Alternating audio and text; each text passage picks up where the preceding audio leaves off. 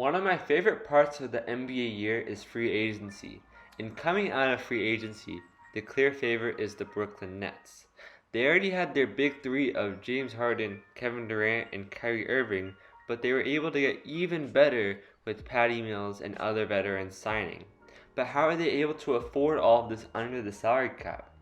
In this video, I'm going to explain how are they able to manipulate the salary cap and become an even greater team.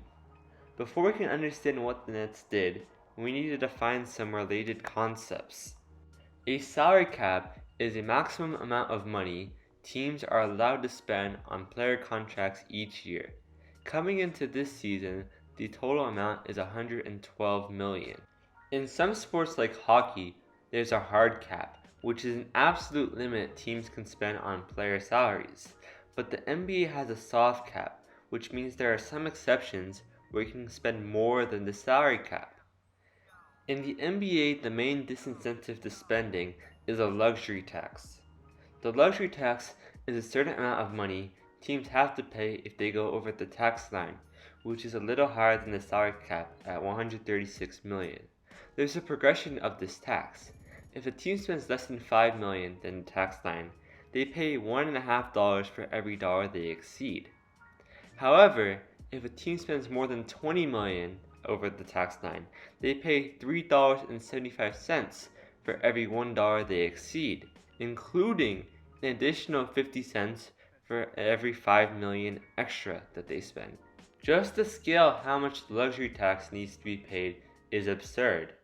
Spending an extra $20 million from 196 to 216 million can cost an owner over $300 million.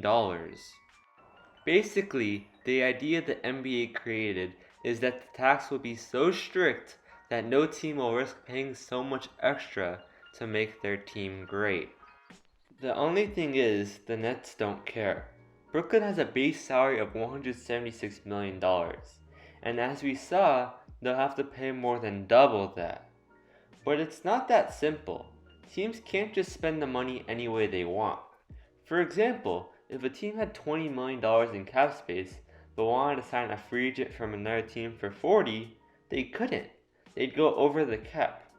But there are exceptions that teams can use to sign players over the salary cap.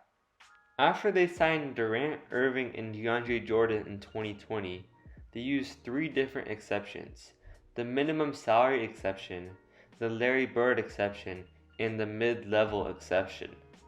The minimum salary exception allows a team to sign as many players as they need, as long as it is for the minimum salary. Just 3 player contracts of Harden, Durant, and Irving put them over the salary cap, but they obviously need more than 3 players to play on their team. The amount that is a minimum salary is depending on how old you are.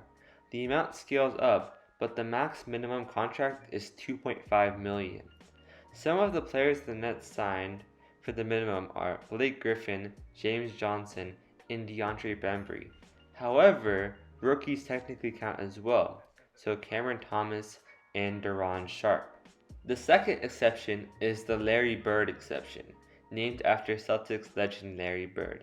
It's basically that you can re-sign your own players.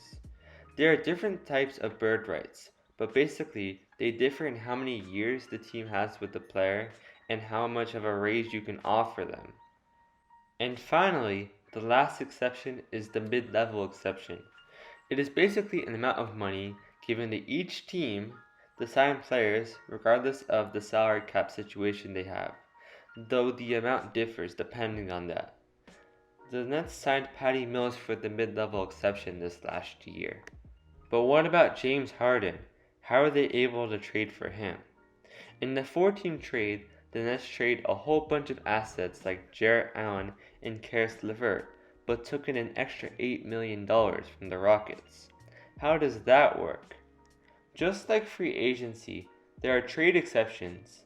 I don't want to get too much into the details, but if you don't pay luxury tax like the Nets didn't have to in 2020, you can take in 125% of what you traded for any amount over $20 million.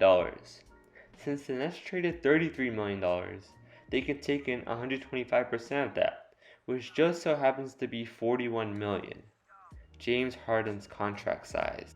So there you have it.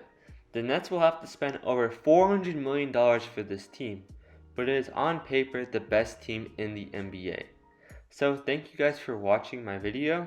If you want more content on NBA economics, press here. If you haven't already, please like and subscribe, and I hope you have a great day.